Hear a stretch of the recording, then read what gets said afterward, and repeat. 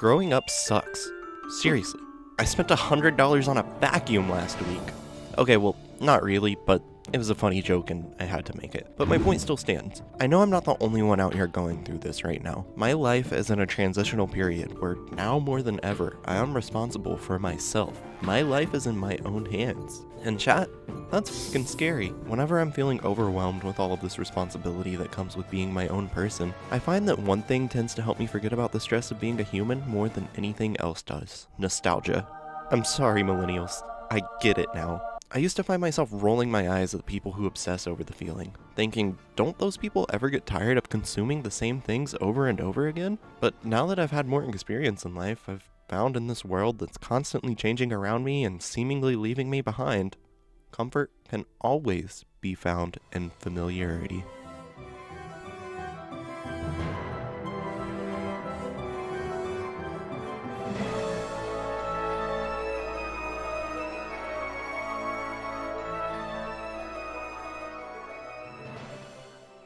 Hello guys, long time no see.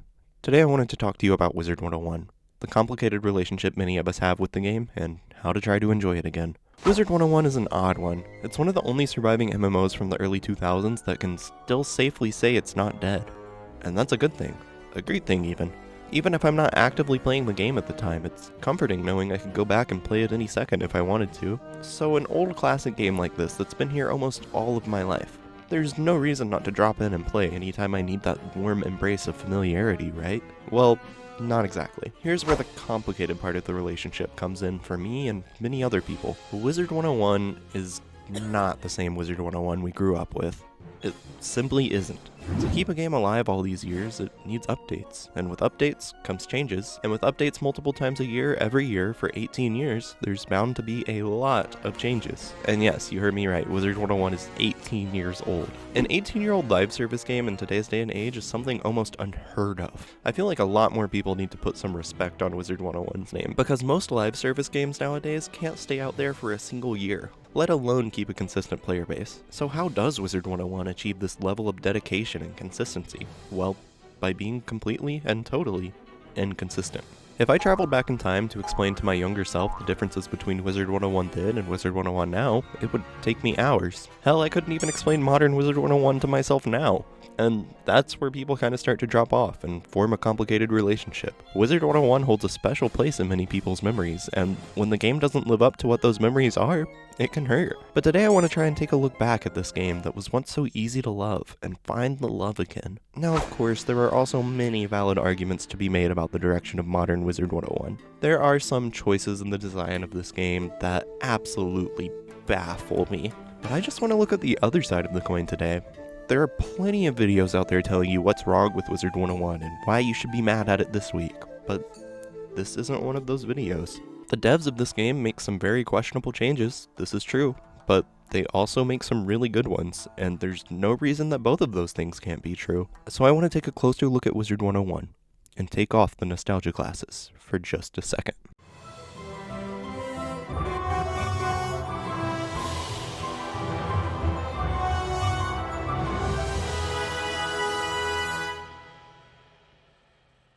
Wizard101 is not the same game as it used to be. Call the game Malastare because its identity has died and come back to life in a different form more times than I can count now. Where for the longest time I saw this as a bad thing, I really want to try to see the good in some of the new things that have happened to this game. You remember earlier when I was talking about growing pains? Growing into a new person. A person responsible for yourself. Adapting to the times around you, trying your best to survive. What if I told you Wizard101 has been making that journey right alongside you? It's corny to say, I know, I'm a cornball. Go ahead, comment it, boost my algorithm. But seriously, think about it. I know for a fact that no one watching this video can say that they're the same person that they were 18 years ago. Life changes people. People change. Society changes. And even games change. Wizard101 has adapted to the times and changed in order to keep things fresh, new, and exciting.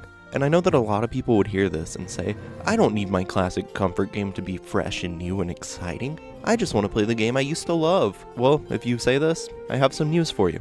It's still there. that game still exists. Sure, there have been spell tweaks, gameplay flow changes, not everything is exactly the same, a lot is quite different, but honest to God, you could ignore a good chunk of all the new things this game has if you want to, and still get pretty darn close to the experience you had so long ago that made you fall in love in the first place. Change is hard, especially when it's involuntary, and don't get me wrong, I'm not saying to accept everything that changes without question, but if you're interested in playing Wizard101 again without feeling mad, guilty, or upset, I recommend simply just playing the game. Just play. Start a new wizard. Quest through the early worlds. You'll find that a lot is different, but a lot still feels the same. Turn the sound on, listen to the music, the spell sound effects, pay attention to the goofy dialogue, and maybe you'll find that the nostalgic experience that you thought was long gone has been here all along.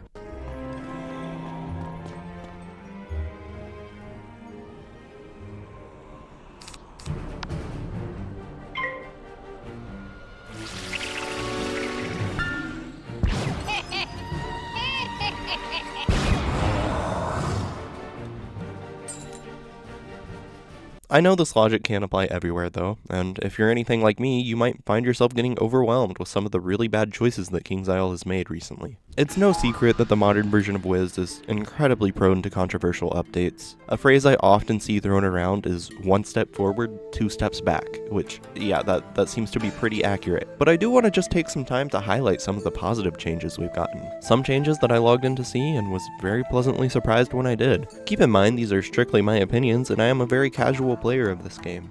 I like PvE, I don't touch PvP, and I enjoy a little brain-melting grinding from time to time. So you may not agree with my opinions, and that's okay. That being said, let's jump in and look at a few highlights of modern Wizard101. Portal Apparel.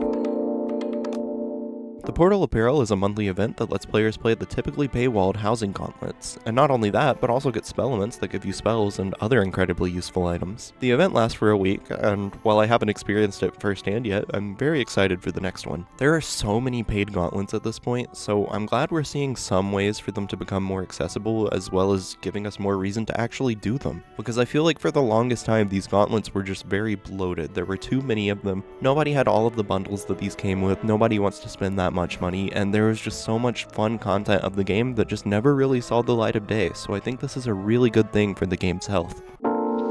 Team Up. A small change to Team Up, but you can now chat with your team while in the Team Up menu and opt to start Team Up early if you want to, which is honestly a quality of life update I always wanted. I was very happy to see this, because I am personally someone who likes to help people on my max level. I like to join Team Up queues and just help people. I can do that for hours. And the one thing that stopped me from doing that most of the time was that 2-minute wait queue where I knew we didn't need other people, we weren't going to find another people, and I just wanted to start the instance, but I couldn't. So this is a lovely change, and I am so happy to see that. Bazaar UI. The UI for the Bazaar saw an overhaul about a year ago, and I have to say I really appreciate this UI. The old Bazaar had you clicking through so many other menus to get to the tab you wanted, and if you weren't fast enough, you'd have to wait while the game loads the tab you didn't want to see, and it was a mess. This is a relatively smaller change, but I appreciate it nonetheless. I only have to click on one button to get where I want to go in the Bazaar now, so I see this as a great change. Wizard101 is on console now. Wizard101 is on console now, and it has been for a while. And I know this isn't news for a lot of you, but it's a great accessibility option and has brought Wizard101 to so many more people, making the game overall much more talked about. I remember when it first came out, I saw so many more people talking about this game, and not to mention all the kids who were going to get to play it for the first time. It's amazing that this game is finally on console. Console Wizard101 is, however, on its own server that can't play with PC, which is a huge downside, but I am trying to keep this video positive, because honestly, for every issue that I take with this game, I can mention another thing about this game that I really and truly appreciate. Like, friends can help decorate your house now. So apparently there's a new thing called Decorator Buddies, which means your friends can help you decorate your castles with you. I'm all for changes like this because it brings the community closer together and adds for so many possibilities in castle making. Decorating a castle with a friend sounds so chill. I would love to just find a blank castle, fill my inventory up with stuff, and just decorate for hours with a friend. Now I just need to find a friend. Releasing pets into the pet pavilion. Okay, so apparently there's a new mechanic where you can release pets into the pet pavilion. I haven't tried it yet. I assume it's going to be just like these little guys running around, and when you release pets, they're going to fill up the pavilion. I want to try something really dumb here, so bear with me.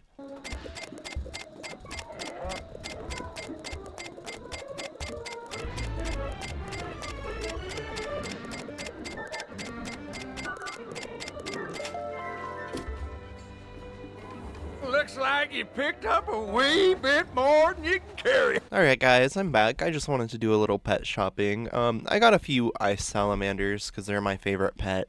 I think I picked up about 43 of them, which is honestly maybe just a little bit overkill. So I think I'm gonna have to get rid of some of these. Might as well test out the new mechanic, right? Okay, my pockets are feeling a little bit lighter, and wow, look at them. Look at all these guys. Well, yeah, this just makes the game infinitely better. And I switched realms and they're all gone? I just wanted to see if they would get name tags. Now they're all gone. Who are you, Lil Lily? Oh, I don't like this. Are they just gone forever now? I take what I said back. This is the worst update ever. Unless it's realm-based. Is it realm-based? I think I was in the unicorn realm. Let me check. Will they come back to me if I go back to the unicorn realm? Oh, thank goodness, my babies. They're back. Well, now I regret not doing this in a Mander realm. Is there a Mander realm? If there's not a Mander realm, there needs to be a Mander realm. 10 out of 10 update. Minions. As of writing the script, KingsIsle recently announced that they're going to soon try to make minions more viable in combat, giving them smarter AI and changing how they work a bit. I don't know the details, but hearing this alone has me extremely excited because I've always been intrigued by using a minion build, but it never really felt viable. Hopefully we can see some helpful changes here and even give Myth a stronger school identity. Hieroglyphics easier to read. A complaint I had a while back when Rochambeau was being implemented was that a lot of these spells are just too hard to read. The community, and myself included, would always refer to some of these spell cards as hieroglyphics, which, I mean, you can see why. I think this was half an issue of these being hard to read and half an issue of willful ignorance, because once I learned a bit more about these spells, I think they're pretty cool. It helps that you can actually inspect these spells now, which allows you to hover over these symbols and break down what the spell actually does much easier. And if you don't want to use these spells, you absolutely don't have to.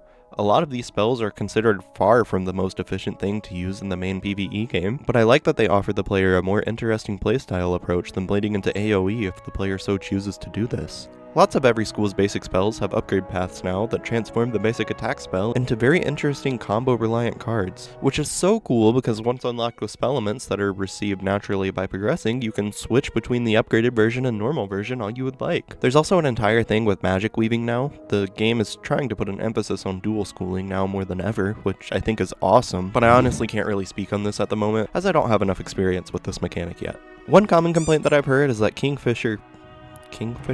Okay guys, my script says Kingfisher, I guess they're Kingfisher now. One common complaint I've heard is that KingsIsle is doing all of these things to make sure that blading into AoE is not the only way that players choose to fight, but these spells just aren't good enough to replace AoEs. And my take on that is, of course it isn't. The way AoEs work in Wizard101 naturally make them extremely powerful tools. If KingsIsle made them less reliable, most people would riot.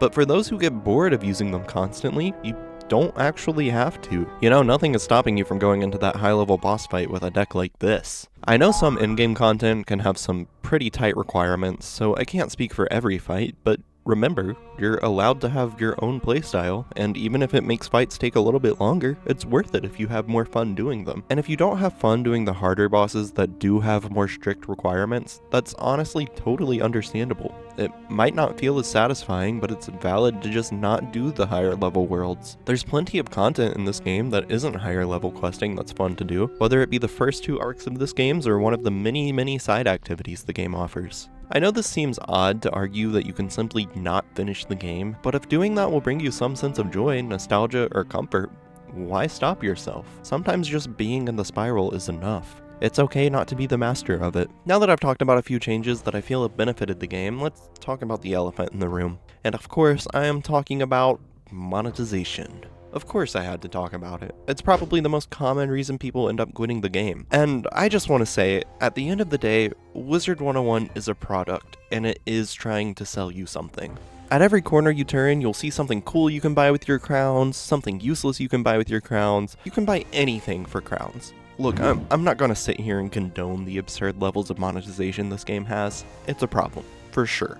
Overpriced items, things that shouldn't cost crowns to begin with, gambling, it's awful. It can get really expensive if you let it. But seriously, and I mean this, You don't have to spend crowns to have fun. This game is actually pretty decent at offering you good gear at most levels that is not paid. Sometimes getting paid gear can be an easy way out, sure, but there's always some sort of non-paid option that is also viable.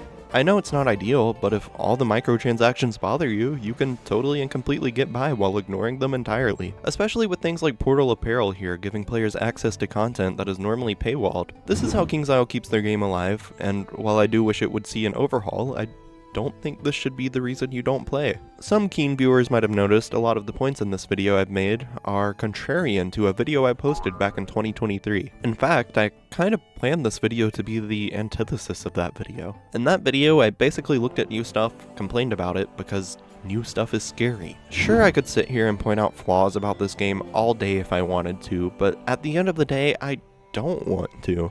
I want to enjoy this game that means so much to me. It's not perfect, far from it, but I think there's enough people talking about the bad side of things. So I thought maybe this video could serve as a gentle reminder that there is still fun to be had, and Wizard101 is still there for us. Did anyone need to hear this? I don't know. Honestly, at this point, I think this video was more for me than anyone else. But if anyone has made it this far into the video, first of all, thank you. Second of all, let me know if this video helped you want to play again, and if you'd like to see other content focusing on positivity over negativity. This has been Sab of the Spiral, and I will see you later, Wizard Gators.